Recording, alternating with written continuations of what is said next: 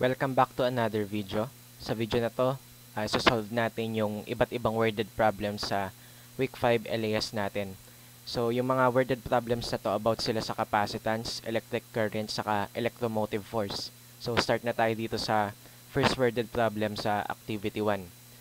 So, the shutter button of a camera flash bulb was pushed and the flash unit released 5.25 times 10 raised to negative 4 coulomb of charge stored in a 8.5 times 10 raised to negative 5 farad capacitor. Find the potential difference across the plates of the capacitor inside the flash bulb. So, pag sinabi kasing potential difference, ito yung pinapahanap sa atin. Potential difference, ito lang yung voltage. So, kung matatanda natin yung formula for voltage, V is equal to Q o yung charge, over sa C o dun sa capacitance. So, meron tayo ditong given na charge, 5.25 times 10 raised to negative 4 coulomb. Saka meron tayong given dito na capacitance na 8.5 times 10 raised to negative 5 farad. So, sa substitute lang natin, 5.25 times 10 raised to negative 4. Tapos, yung ano natin, yung binigay na capacitance, 8.50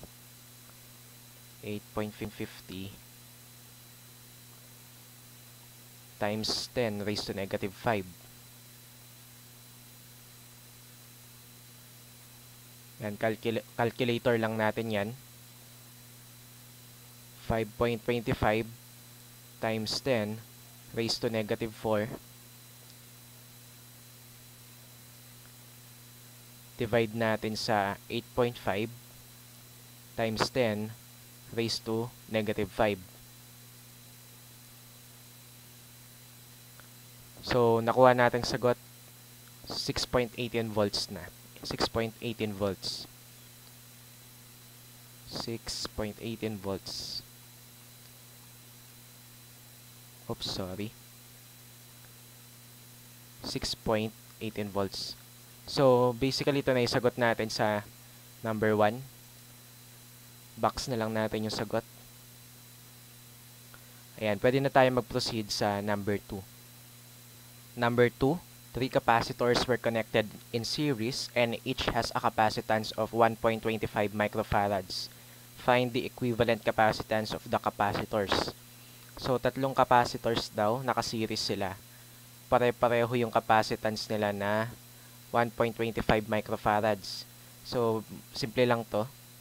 So, gamit tayo ng formula na 1 over 1.25, 1 over C1, 1 over C2, plus 1 over C3, tas i-erase natin sa negative 1 kung natatandaan nyo pa sa last video.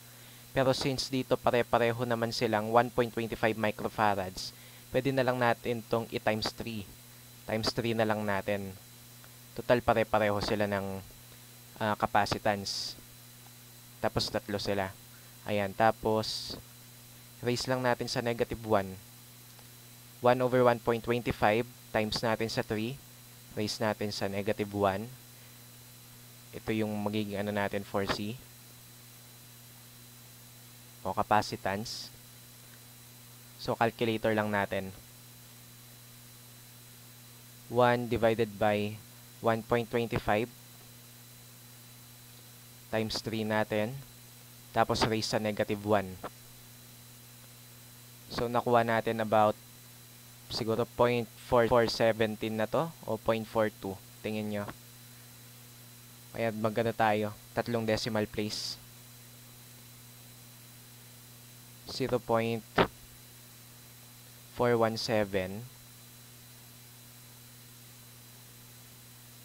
Unit natin dito is microfarads. Microfarads.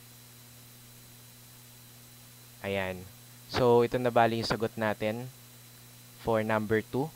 Pero kung gusto nyo sundan yung sa answer key, pwede nyo itong i-convert into farads. Times 10 raised to negative 6 nyo lang, mako-convert na siya into farads. Pero for the sake na for solving dito, gagamitin ko yung microfarads. So, ngayon, proceed na tayo sa number 3. Number 3, the capacitors in number 2 were connected in parallel. Find the equivalent capacitance. So, ito naman, Yung capacitance na pinapahanap dito, kung nakaparallel daw yung tatlong capacitance dun kanina sa number 2. So, 1.25 pa rin naman, pareho lang. So, kapag parallel, kung natatandaan nyo, ipag-a-add-add lang natin. So, meron kang tatlong 1.25, C1 plus C2 plus C3. Pero dito, since pareho-pareho silang 1.25 microfarads naman, pwede nating i-times 3 na lang. 1.25 times 3. Oops. So, simple lang yung sagot natin dito. 1.25 times 3. Bali, 3.75. Kahit hindi na siguro natin i-calculator to. 1.25 plus 1.25, 2.50 plus 1.25, 3.75. Ayan, 3.75. Oops, sorry, kumubit. 3.75 microfarads. So, ito na yung capacitance natin. I-ano lang natin, box. Ayan, ganun lang siya kasimple. So, pwede na tayo mag-proceed sa number 4. Number 4, two capacitors were connected in series. One capacitor has a capacitance of 25 microfarads and the total capacitance is 8 microfarads. Find the capacitance of the other capacitor. So, pinapahanap sa atin dito is yung C2. Kasi kung makikita nyo, meron na tayong total capacitance, 8 microfarads. Then, yung C1 natin, capacitance 1, is 25 microfarads. So, gawan muna natin ng equation. So, kung gagawan natin yan ng equation, giging C is equal to 1 over C2 plus 1 of C2 tuloy. 1 over C1 muna pala, sorry. 1 over C1 plus 1 over C2. Ayan. Tapos, i-ano natin, nare-raise to sa negative 1. Ayan. Ngayon, meron na tayong given na value for the total capacitance. Total capacitance natin dito is 8. Ito, given na siya, yung C. So, 8. And then, at the same time, meron na tayong given for capacitance 1, yung 25 microfarads. Oops, sorry. So, 1 over 25. Ang wala tayo is yung 4C2. Ito yung pinapahanap sa atin. Ito yung value na hindi natin alam. So, re-raise natin to sa negative 1. Ayan. So, paano natin hahanapin tong value ng C2? So, unang step dito, kailangan mo munang isimplify yung fraction na to. Itong dalawa na to. Kailangan sila magkaroon ng common denominator. So, para lang magkaroon ng iyan ng common denominator, kailangan mo lang ipag-times. Pagta-times mo lang. So, i-simplify, i-ano lang muna natin. Re-rewrite ko lang dito. So, 8 equals, tapos yung simplified version nito. So, para magkaroon tayo ng simplified version, common denominator, pag-times lang natin yung dalawang denominator. 25 times C2. So, yan na yung common denominator natin. So, 25 C2. Ayan na. Oops, sorry. So, mag-a-act as variable natin para i-represent yung unknown, yung C2. Tapos, for numerator, cross-multiply lang. C2 times 1, C2. So, sulat mo lang dito, C2. Tapos, plus natin yan dito. 25 times 1, 25. So, C2 plus 25 over 25 times C2. Yun yung magiging denominator natin yan. Tapos, raise lang natin sa negative 1. Ayan. So, next, kailangan natin maalis yung negative 1 dito. So, para lang maalis yung negative 1 dyan, ipagbabaliktad lang natin yung position ng numerator sa denominator. Ganun lang naman kapag ni-raise mo sa negative 1, nagkakapalit yung position ng numerator sa kanong denominator. So, i-rewrite ko ulit dito. So, magiging 8 equals 25C2. So, ito na yung bago nating numerator. 25C2 over C2 plus 25. Ayan. So, ito na yung bago nating fraction. So, next step dyan, kapag na-simplify mo na, naalis mo na yung pagka-negative 1, kailangan mong mag-cross multiply. Yan, cross multiply tayo. So, i-distribute lang natin yung 8 dito sa denominator. So, 8 times C2, 8 times C2, may magkakaroon tayo ng 8C2. 8 C2. Tapos, 8 times 25, kakaroon ka ng 200. Plus 200 yan dito. Ayan lang. Tapos, since yan na-cross multiply mo na yan, numerator nung sa left side, saka denominator nung sa right side, dito naman, 25C2 times 1. Yun lang. Bali, 25C2. 25C2. Yan. So, kung mapapansin nyo, meron tayong 8C2 dito sa left, saka 25C2 dito sa right.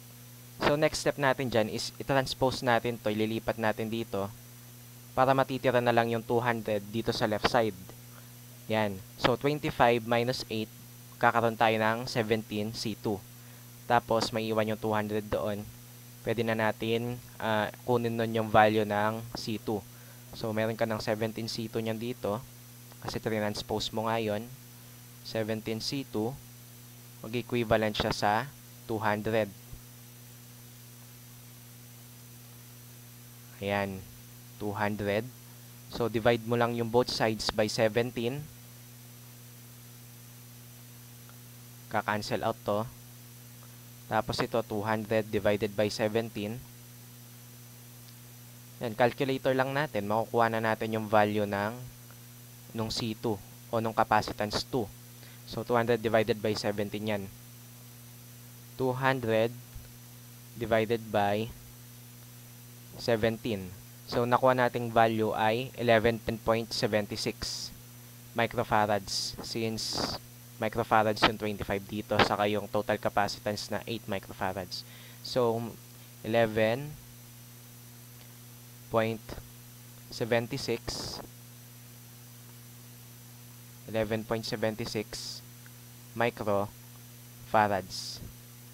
Ayan. Yun na yung value ng capacitance 2 natin. Box na lang natin. Ayan.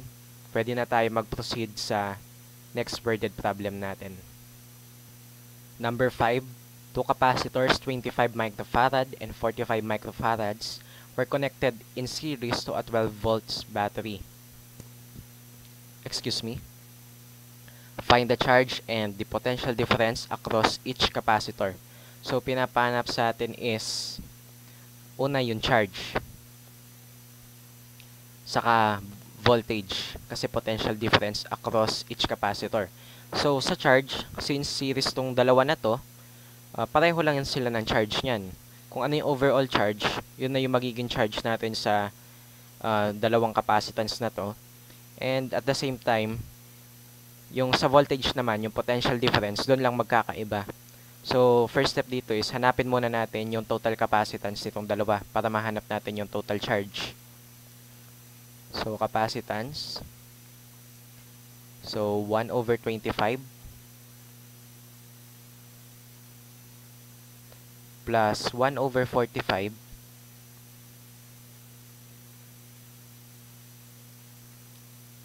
ito lang yung 1 over C1 plus 1 over C2, tapos i-erase natin sa negative 1.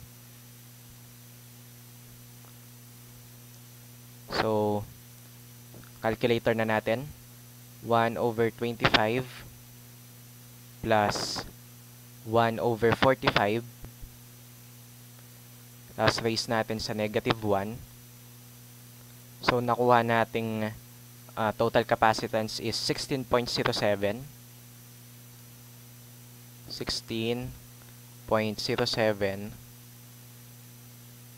microfarads. Ayan, ito yung capacitance nila. So, box lang natin. Hindi pa ito yung sagot. Pero magagamit natin to para makuha yung mga pinapahanap sa atin.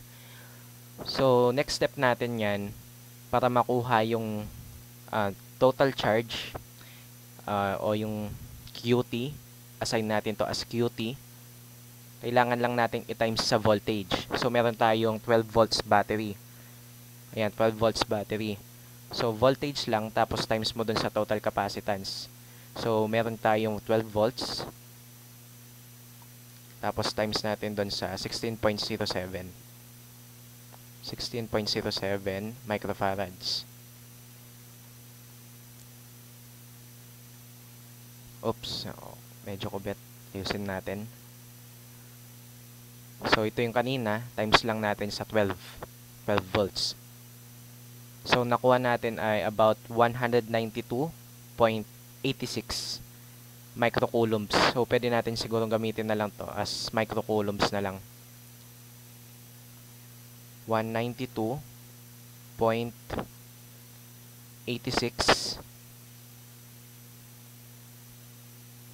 oops, sorry. 0.86 microcoulombs. Ayan. Pwede natin gamitin yan. So, box na natin to. Although sa answer key kasi, kinonvert niya into coulomb. Sige, try natin convert into coulomb para makita natin. So, para i-convert yan into coulomb, since microcoulomb yan, gagawin lang natin is, ita-times natin yan sa 10 raised to negative 6. So, try natin times 10 raised to negative 6. So, nakuha natin ay about 1, ito tingnan nyo, 1, 2, 3, 4. So, magiging 1.93. Kung i-round off natin dito sa 2, 1.93 times 10 raised to negative 4. So, sulat natin dito. Burahin lang natin yung box. 1.93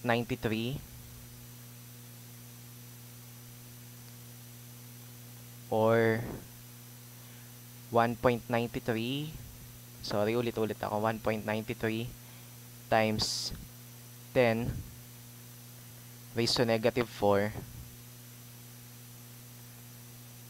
coulombs. Ayan. So, kinonvert lang natin into coulombs itong microcoulombs kanina.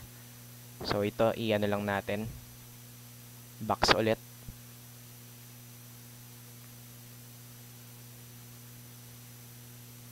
Ayan. So, ito na yung total charge. Ngayon, hanapin natin yung voltage across each capacitor. Voltage 1 saka voltage 2 niyan. So, para makuha natin yung voltage 1, kailangan lang natin ng Q1 over C1. So, pare-pareho lang naman yung natin, yung charge. Pwede natin gamitin na lang to. O kaya tong microcoulomb na, 192.86. 192.86 microcoulombs, since naka-microfarads din naman para hindi na natin i-convert. 192.86 divide natin dito sa 25. C1 kasi, yan yung capacitance 1.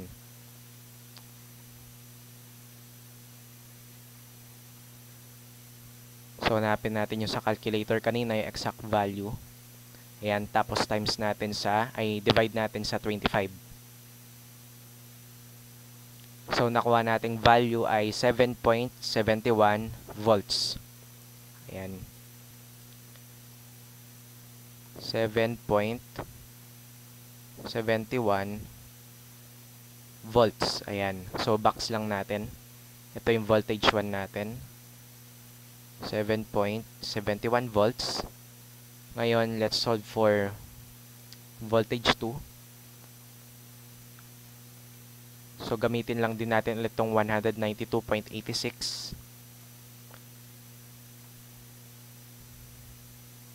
Di-divide natin sa capacitance 2, which is 45.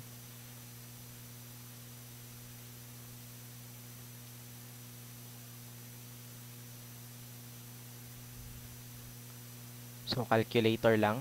Gamitin ulit natin yung exact value. Saan na ba yun? So, di-divide natin ngayon sa 45 naman, capacitance 2. So, nakuha nating sagot ay 4.29 volts. So, hindi ko alam bakit hindi tugma sa answer key, pero ginamit ko naman yung formula at tama yung nakuha natin for voltage 1 kanina. So, malakas naman kutob ko at kampante ako na tama to sa voltage 2. So, 4.29 volts. 4.29 4.29. Ayan, 4.29 volts. So, box lang natin. Oops, sorry.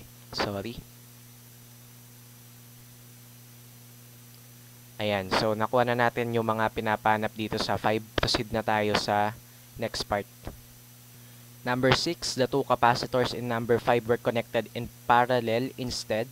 Find the charge in each capacitor.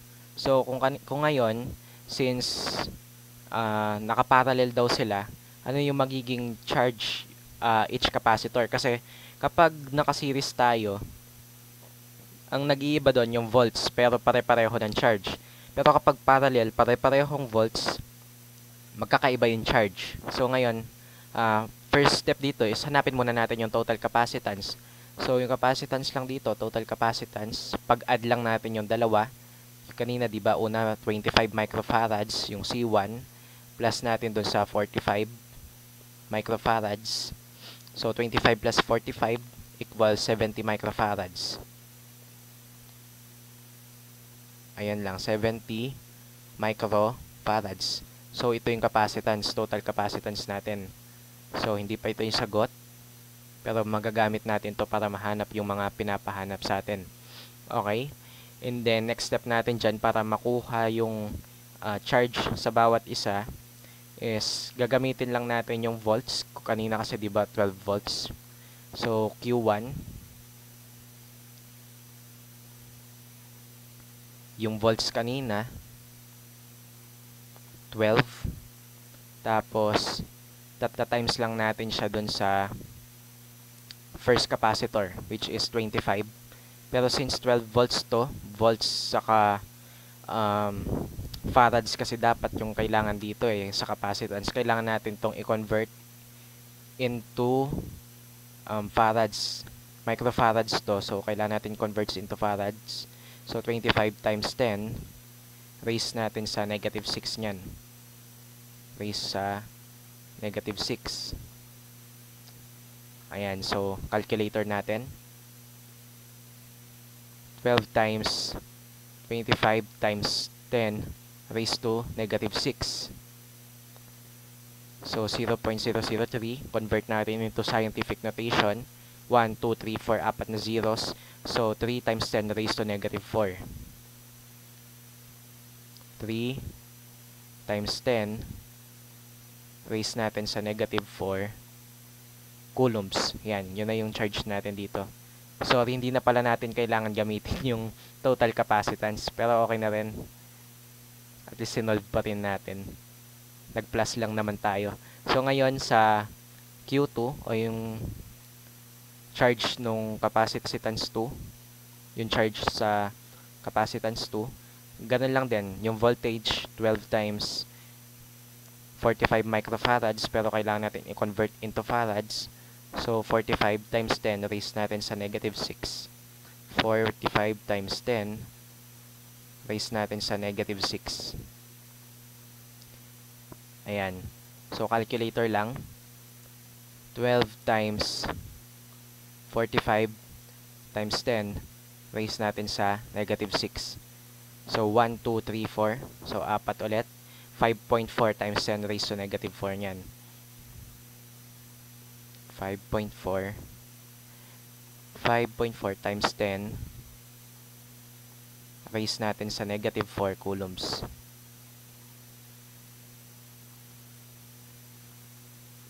Yan, so box lang natin ulit.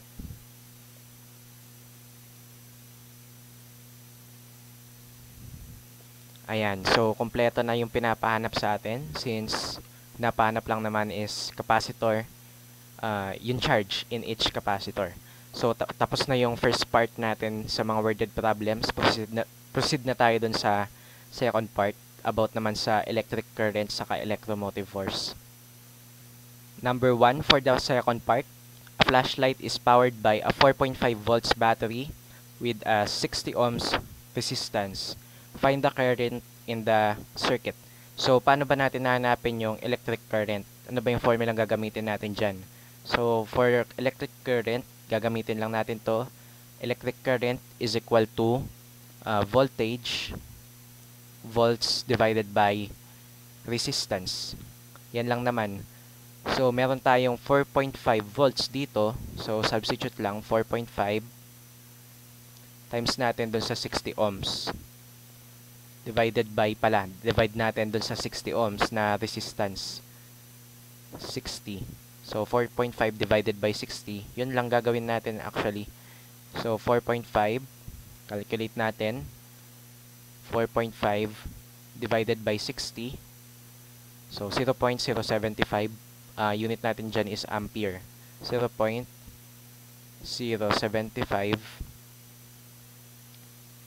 ampere. Oops, sorry. Kubit nung sulat ko. Ampere. Ayan. Yun lang. Ganun lang kadali yung sa number 1. So, box lang natin yung sagot. Ayan. Proceed na tayo sa number 2. A 4.5 ohms resistor was connected to a battery with terminal voltage of 3 volts. The internal resistance of the battery is 0.5 ohms. Find the electromotive force of the battery. So, ano bang formula natin for electromotive force ng battery? So, gamitin natin to. EMF o yung electromotive force. EMF ay equivalent sa I or electric current times natin sa internal resistance, small letter R, plus dun sa resistance, which is yung capital R. So, yung large R natin dito, yung capital R, is ito, itong 4.5 ohms of resistor. 4.5 ohms resistor. Yung small r natin is ito, itong 0.5, yung internal resistance. So, label natin to. Ito yung R. Ito yung small letter R. Ayan. So, paano natin nahanapin yung I? Electric current. So, pwede natin i-break down to. Kanina, di ba nag-solve tayo for I? Ang formula natin is V over R. Voltage divided by dun sa resistance. So, pwede rin natin gamitin to dito. Pwede natin gamitin tong terminal voltage na 3 volts. So, ito yung V natin. Di-divide natin siya dito sa 4.5 na resistor. So, rewrite lang natin yung formula lang gagamitin natin yan. Times natin sa R plus R. Ayan. Ito yung magiging ano natin for electromotive force.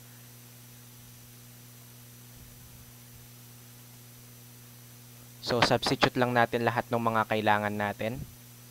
Yung V natin is 3 volts. Ano yung capital R natin? 4.5.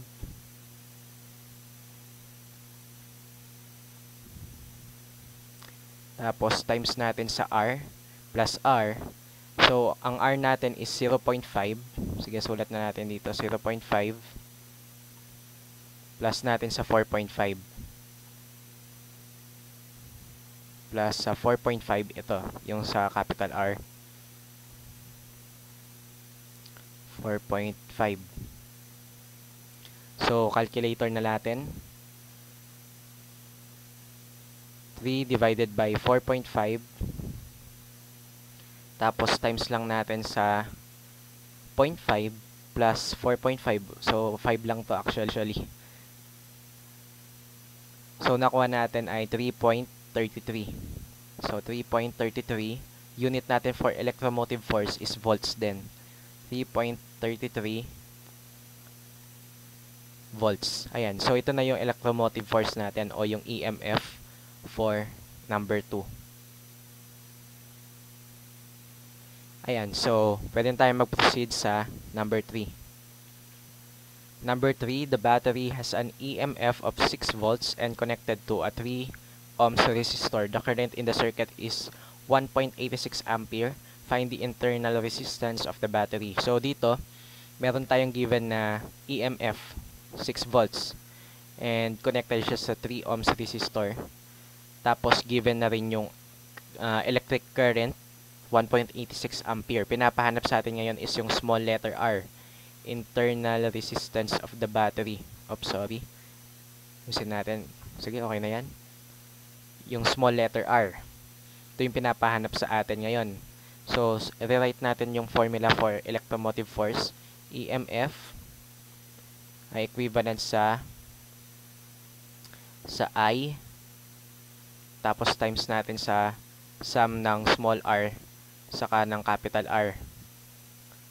Ayan. So, EMF natin, meron tayong given na 6 volts. Ampere, meron tayong given na 1.86. Yung R, ito yung di natin alam. So, sulat lang natin yung R dyan. Tapos, yung tawag dito, capital R natin is yung 3. Ayan, 3 ohms. So, sulat lang din natin dito yung 3. Ayan. So, ito yung mga alam natin as of the moment. So, next step is simplify natin to. Ayan, sisimplify natin yan. Algebra ulit. 6 equals 1.86R. 1.86R.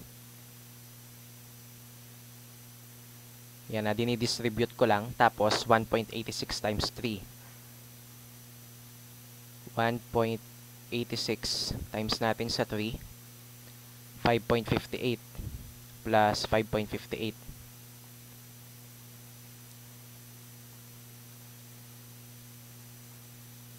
5.58.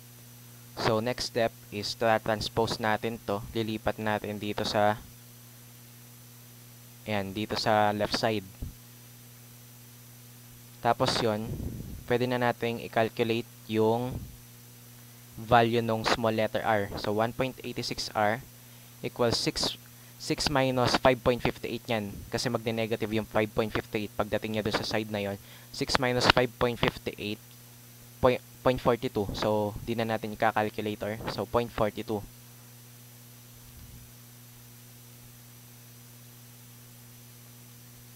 Ayan. So, para lang matira yung small letter r, di-divide natin both sides by 1.86. 1.86. Ayan. So, kakalculator lang natin yan para malaman yung value ng small letter r. So, 0.42 divide natin sa 1.86. So, nakuha natin ay about 0.23 ohms. So, 0.23 ohms. 0.23 ohms. Ayan. So, box lang natin yung sagot.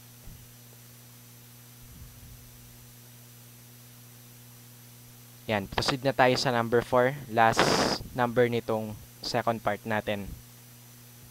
Number 4.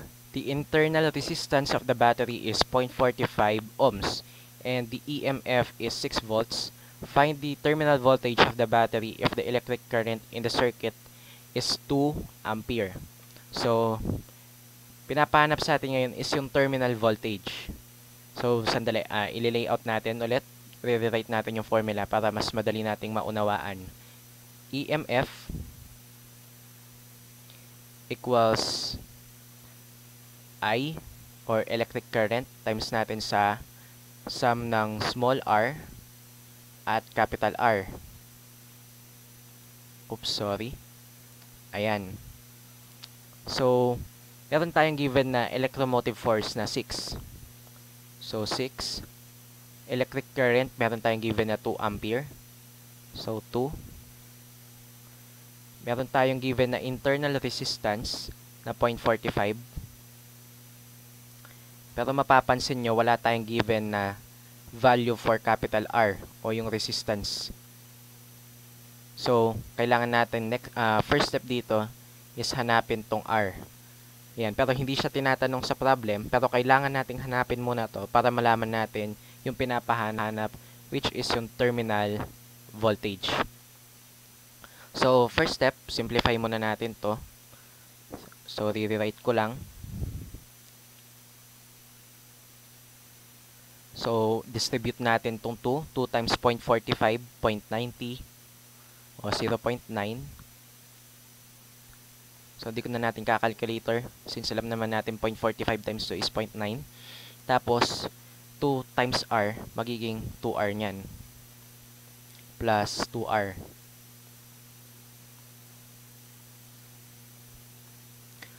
So, next nating step is transpose to. Transpose yung 0.9 dito sa kabila. So, magne-negative yan pagdating. So, bali mayroon tayong equation yan. 6 minus 0.9 muna. O, 2R na. Sige, unahin na natin yung 2R dito. 2R. Equivalent siya sa 6 minus 0.9. 6 minus 0.9 equals 5.1 lang. 5.1. 5.1. So, divide natin to by 2 nyan para makuha natin yung value ng R. So, cancel. Cancel yan. 5.1 divided by 2. Yun yung magiging value ng R natin yan. So, 5.1 divided by 2. Makuha natin ay 2.55. Yan yung ano natin, 2.55 ohms.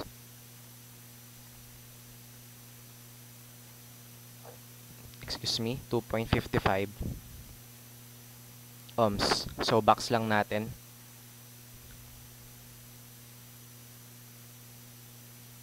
Ayan. So, pinapahanap sa atin is yung terminal voltage. So, kung matatandaan yung terminal voltage, makikita natin yan dito sa electric current o dito sa I. Kasi yung I, pwede natin siyang i-breakdown sa isang formula. I o yung electric current, equivalent siya sa V o yung terminal voltage divided by R. Ayan, kung matatandaan nyo. So, meron na tayo ditong given value for I. Yung I natin is 2 amperes. So, substitute lang natin. 2 amperes. Yung voltage hindi natin alam. So, sulat mo lang dyan is letter V. Pero ngayon, alam na natin yung value ng R, which is 2.55. 2.55.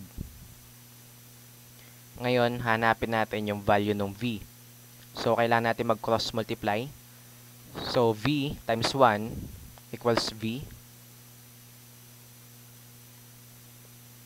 Tapos, 2.55 times 2. Times 2 lang natin. Nakuha din natin ay 5.1. So, bumalik tayo dun sa 5.1 lang kanina. 5.1 or 5.10 volts. Ayan, ito na yung value ng terminal voltage natin. 5.10 volts. Ayan, so magtataka kayo bakit dapat pala times 2 na lang natin yung R para nakuha natin yung terminal voltage na 5.10 volts.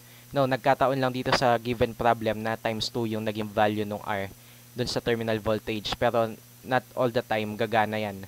So, ito lang yon, nagkataon na pareho silang 5.10 volts. Ayan, ito yung kanina, oh. Ayan, nandito.